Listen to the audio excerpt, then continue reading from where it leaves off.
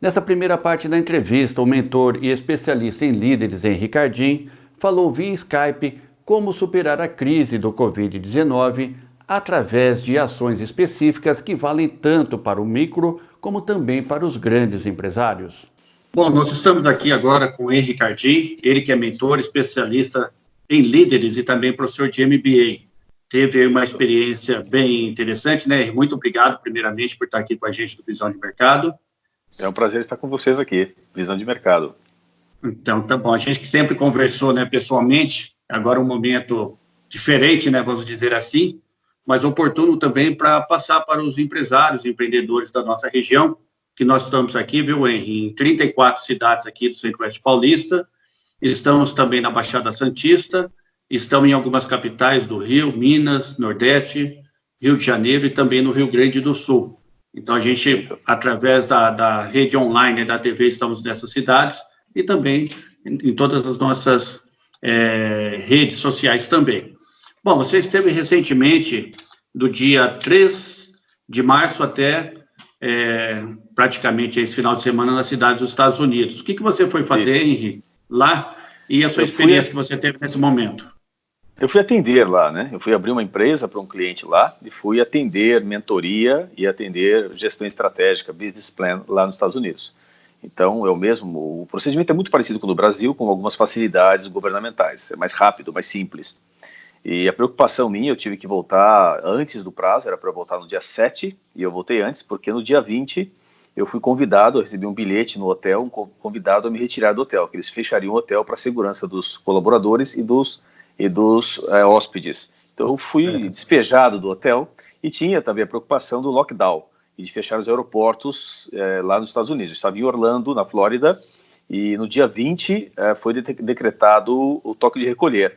Então eu já tinha terminado a primeira parte da minha tarefa, que era abrir uma empresa lá, uma LLC, abrir conta no banco, e também foi uma experiência, porque eu fui abrir a conta do banco na sexta-feira, e na sexta-feira, ao entrar ao banco, pediram para esperar e vieram primeiro com álcool gel, entravam por vez, higienizaram do Bank of America, higienizaram minhas mãos, aí pediram meu cartão, e elas com luva e máscara pegaram meu cartão, passaram spray dos dois lados, limparam, higienizaram o cartão, usaram meu cartão, devolveram, higienizaram de novo, pegaram o dinheiro, fizeram o depósito, higienizaram a caneta que eu ia fazer a assinatura. Então o procedimento lá foi muito sério. Quando eu fui sair, veio uma outra mulher com spray para colocar na maçaneta da porta para higienizar novamente. Então eles estavam tratando de forma muito séria a história do coronavírus por lá. Então eles têm outra experiência, porque lá, por conta dos eventos de tornado que vem nos Estados Unidos, a população já está preparada para o caos. Então, quando tem o caos, eles já se organizam, eles são cooperativos, um ajuda o outro, os supermercados, eles também se organizam para racionalizar as coisas, e os hotéis, quando falta água para vender nos supermercados, os hotéis, quando tem excedente de postos de gasolina, eles colocam a água excedente para doar à população. Os postos de gasolina e mercados, eles baixam os preços imediatamente. Eles baixam os preços para ajudar a população, que obviamente está num período difícil. Mas os empresários, eles ficam mais seguros, porque o governo é muito seguro, né? Então, hoje tivemos a notícia que o governo Trump vai colocar 2 trilhões de dólares para ajudar a economia. Quando teve o crash em 2008, que foi aquela bolha imobiliária, o governo conseguiu 800 bilhões de dólares para ajudar a economia. Então agora é a maior ajuda do governo na história dos Estados Unidos para conseguir que a economia ela se retome, ela volte rapidamente ao seu eixo. Uma coisa curiosa que as pessoas me perguntam, e era uma dúvida e ninguém tinha resposta, e eu consegui essa semana, depois de pesquisar muito, era por que some o papel higiênico? As pessoas acabam com o papel higiênico dos supermercados, né? São 3 motivos. O primeiro motivo é porque o papel higiênico ele é volumoso. Então, você quando vai para colocar na prateleira, você não coloca todo o estoque, você coloca só uma quantia pequena, comparando com os outros produtos. Então, obviamente, ele some rápido, né? Porque o volume dele é grande, ele é volumoso. O segundo ponto, tem pesquisas que apontam que quando a gente chama de efeito manada, se todo mundo comprou, eu também preciso comprar. Então tem esse segundo efeito. E o terceiro efeito, as pessoas se sentem seguras quando elas abraçam aquele fardo de papel higiênico, é uma questão psicológica, se sentem mais confortáveis e falam, nossa, agora eu vou ter papel higiênico, eu estou me sentindo melhor. Então esse é um dos motivos que some o papel higiênico das prateleiras. Mas o mais importante é como que a cultura, como as pessoas se comportam na crise. uma dúvida muito grande era por que o Japão rapidamente conseguiu organizar e controlar a propagação do coronavírus lá no Japão. Primeiro, porque o japonês ele não aperta a mão, o japonês ele cumprimenta com a cabeça, então não precisava usar tanto álcool gel e tanto lavar as mãos lá, porque já não encosta as mãos uns dos outros.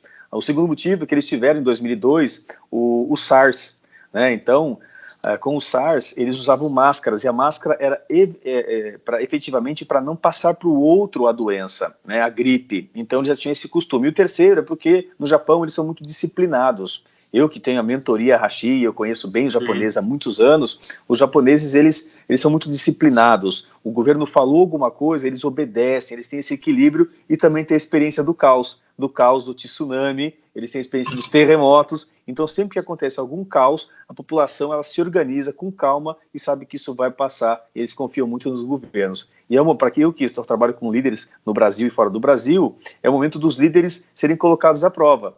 Então, nas crises, as pessoas não mudam, elas só se revelam. Então, os líderes competentes se revelam, os governantes, né? Os líderes das empresas também se revelam, e os líderes familiares, pais e mães e avós, também se revelam.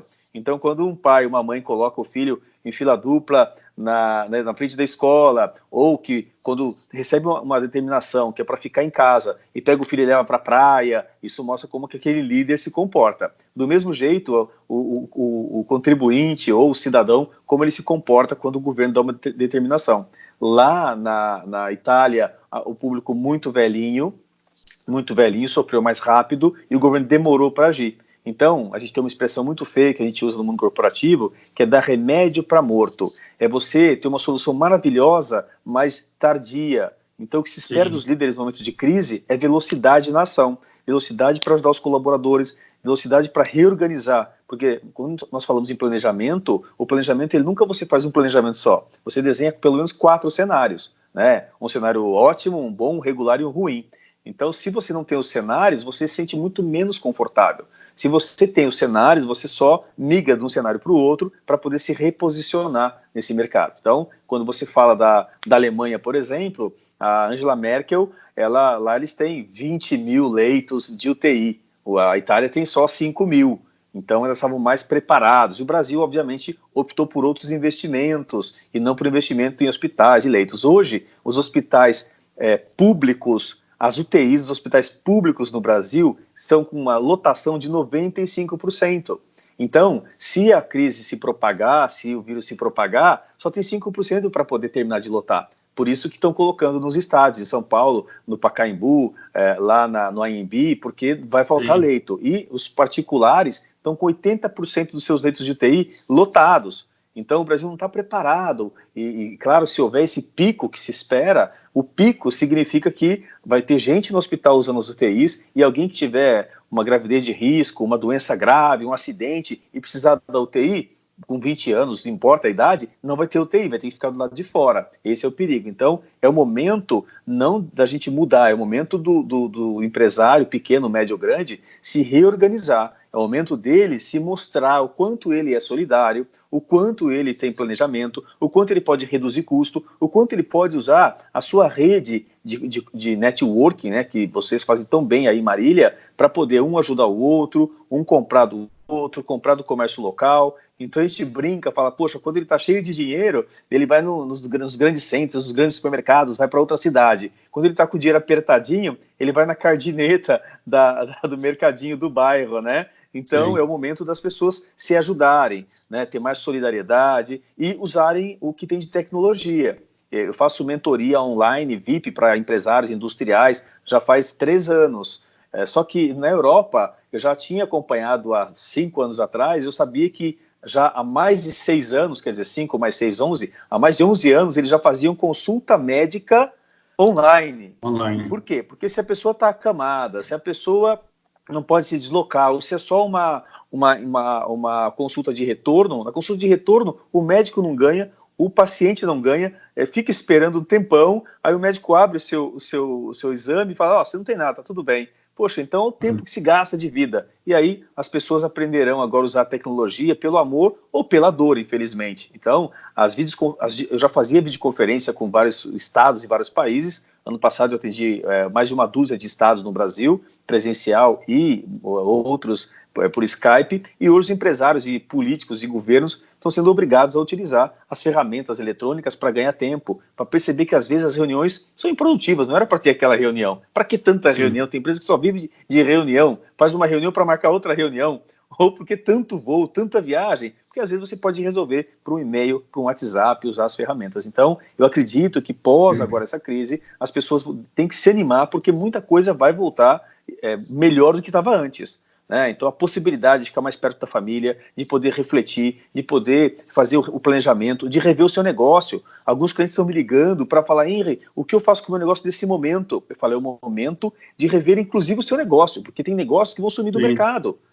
Então, é o momento de fazer planejamento. Então, quanto que a gente faz? Quanto que a gente troca os sapatos? Quando a gente vai ao dentista, o correto de ir ao dentista é a cada 6 meses, o correto de ir ao médico é uma vez por ano, pelo menos, e a gente só vai quando? Quando dói, quando sente alguma coisa. E aumento agora de uma dor, e uma dor que vai fazer com que as pessoas, minha avó dizia que a dor ensina a gemer. Então é o momento da gente aprender a gemer baixinho, mas tomar decisões difíceis de movimentação de negócio, de dinheiro, de processos, de pessoal. Então vai ser uma mudança drástica no mercado. E os governos estão, de certa forma, eles estão se comportando de forma muito republicana e muito boa.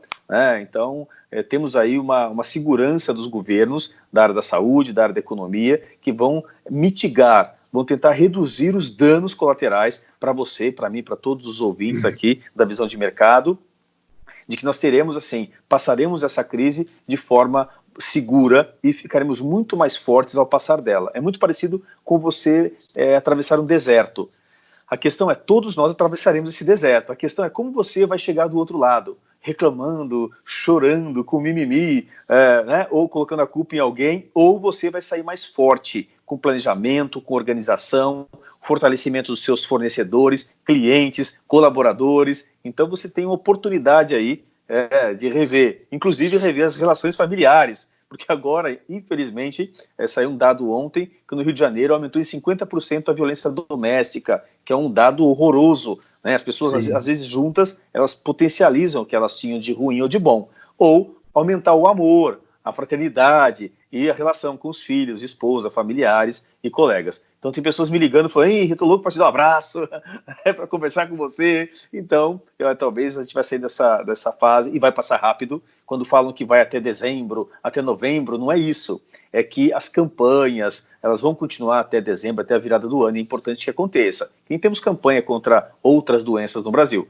Então, o pico de ficar em casa talvez demore mais uma semana, 2 ou 3, de ficar em casa para que o vírus não se propague. Mas as campanhas vão continuar por bastante tempo ainda, eu acredito muito nisso. Então, eu estou muito otimista que nós, infelizmente, o mundo, o universo, Deus está nos dando uma segunda chance de revermos o nosso comportamento enquanto empresários, enquanto pais de família, enquanto amigos, enquanto fornecedores, parceiros, de como nós nos comportamos num momento difícil. Então, eu penso que está sendo dado uma chance para que nós nos tornemos pessoas e profissionais melhores aí pós-coronavírus. Eu tenho certeza que a propagação da solidariedade, da inteligência, do companheirismo, da parceria, ela é muito mais rápida, vai se propagar muito mais rápido pela internet do que esse Covid-19. Você teve muita experiência basicamente com empresários brasileiros e teve também agora, está tendo com os norte-americanos, hein? Como que você vê essa experiência fora do Brasil? Como que os empresários norte-americanos estão lidando com esse drama todo? Eles são mais pragmáticos, né? Por exemplo, eles têm planejamento estratégico. Então, quando você fala do PDCA, o P de planejamento, de plan, eles cuidam muito. Então, o último cliente agora que me contratou, ele demorou 9 meses para poder dar o start. Então, ficou 9 meses pesquisando o mercado, colaboradores, estratégia, concorrente, fazendo planejamento. Então, eu recebi dinheiro durante 8 meses, quase 9 meses eu recebi dinheiro, para ele falar, agora vai.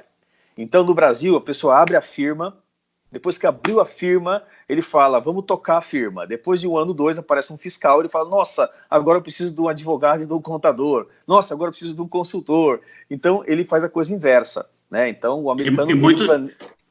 E muitos nem registram a marca também, né? Ah, sim, não registram nada, não estou nem aí. Então, o americano primeiro, ele faz o seu planejamento, ele pesquisa primeiro a parte tributária, então eu tive muitas visitas a tributaristas, né, a contadores, muitas visitas a advogados de imigração, muitas visitas a concorrentes, para poder entender melhor, mapear melhor o mercado. Isso porque eu já tinha experiência nesse mercado. Então, eu precisava validar muita coisa.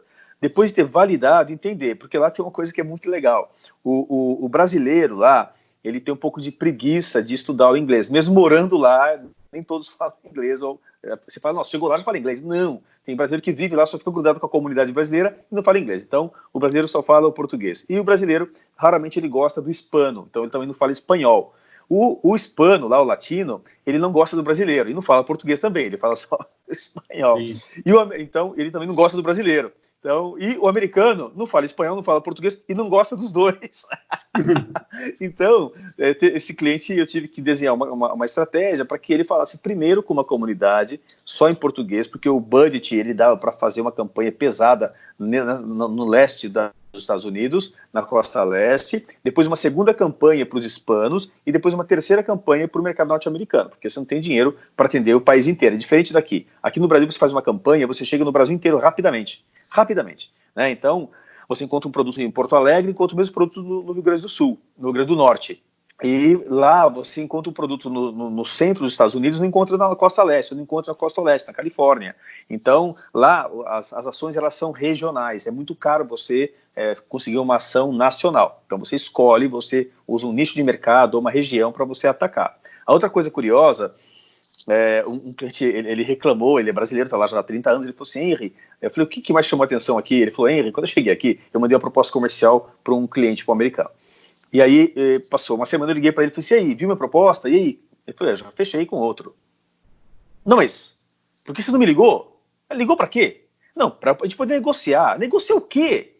Não, para te dar uma outra condição. Ele falou, pera lá, você já devia ter me mandado a sua melhor condição.